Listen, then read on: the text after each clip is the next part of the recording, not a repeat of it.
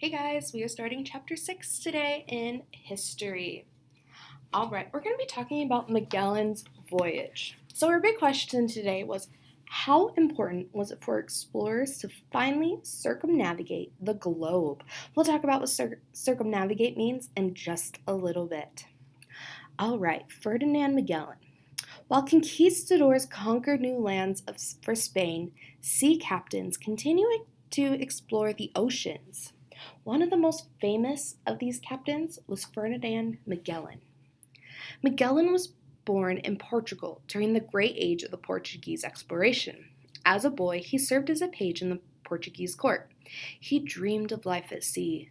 Magellan was 13 when Columbus sailed back to Spain with tales of his westward travels. Inspired by Columbus, Magellan went to sea.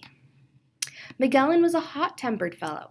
He was usually in one kind of trouble or another. His first expedition took him to trading centers in the East, finding first as a crew member and later as a fleet commander in the Portuguese Navy.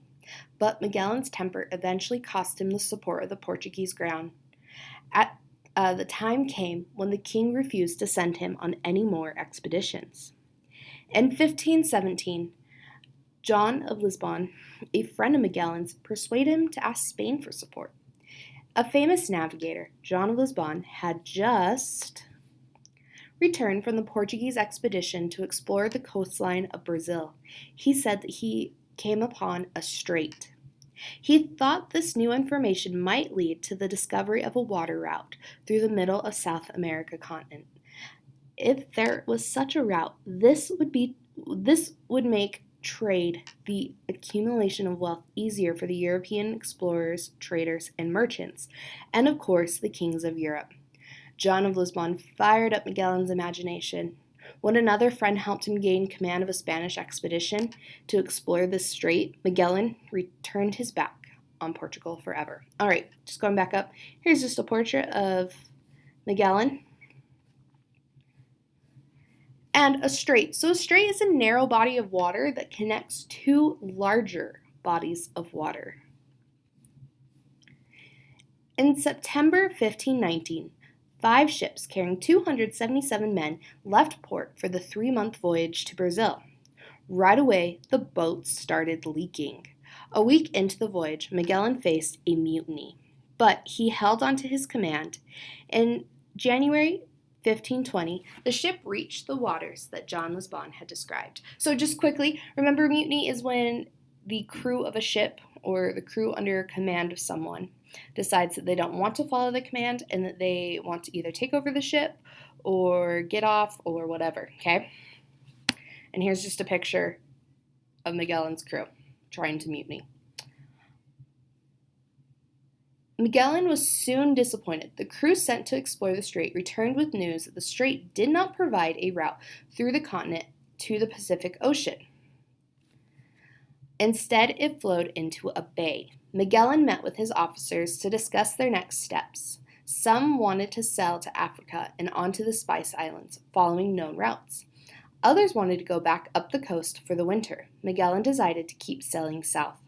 High winds and rough seas slowed and battered the fleet. In March, heavy snow finally stopped progress altogether. Magellan led his angry crew into a harbor on the coast of what is now Argentina. There, in the early April, Magellan faced his second mutiny. Once again, he was able to regain control of the crew. Magellan resumed his search in October. He lost one ship in rough seas. Near the southern tip of South America, a storm blew his remaining ships into a narrow strait. This strait turned out to be the strait that Magellan had been seeking all along. Unfortunately, it was very difficult to navigate. Tall cliffs loomed up on both sides, and violent tides threatened to smash the ship against the rocks.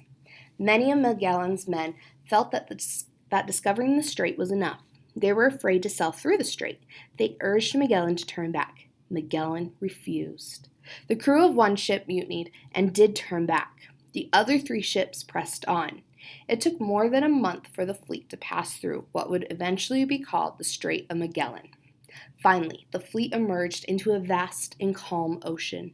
Magellan and his crew knelt down and recited a prayer of thanksgiving. Magellan also pointed out to his crew that they were now sailing upon unknown waters. Because the water was so pleasantly peaceful, he named this body of water the Pacific Ocean. Magellan's fleet turned south. The ship followed the west coast to South America until they could pick up the current that would carry them west across the ocean. Magellan did not know the size of the Pacific Ocean. He figured his ship would reach Asia in a matter of days. The ships made landfall at some of the Pacific islands, but the ocean was so large that supplies ran out quickly. Finally, on March 16th, Magellan and his crew spotted an easternmost island of the Philippines archipelago. Remember, archipelago means chain of islands. The men who had survived the ordeal were able to gather their strength. It was now a year and a half since they had left Spain. The men were anxious to head for the Spice Islands and make their way home. Magellan, however, wanted to explore the Philippine Islands. This decision proved to be Magellan's final command to his wary men. Magellan was killed in a confrontation with the island chieftains. So, Magellan ended up dying. It wasn't by his men, though. It was by the natives that lived on one of the Philippine Islands. The crew sailed homeward under the command of Juan Sebastian del Cano. They finally reached Spain in September 1522, nearly 3 years after they began the journey. Only one ship of the original 5 remained, and only 18 of the original crew of 277 survived. But this ship and these men had achieved a feat previously unheard of. They had circumnavigated the globe. Circumnavigated means to travel completely around something, such as the Earth, especially by water. Amazingly, the one surviving ship carried home enough exotic spices to pay for the entire expedition. So here's a map. So, follow my mouse. We started right here. He came down. Down. Here's Brazil. He came down past Brazil, and he went through this strait that's right here. And then he came back up. And remember, the Earth is shaped in a ball, so this is right here.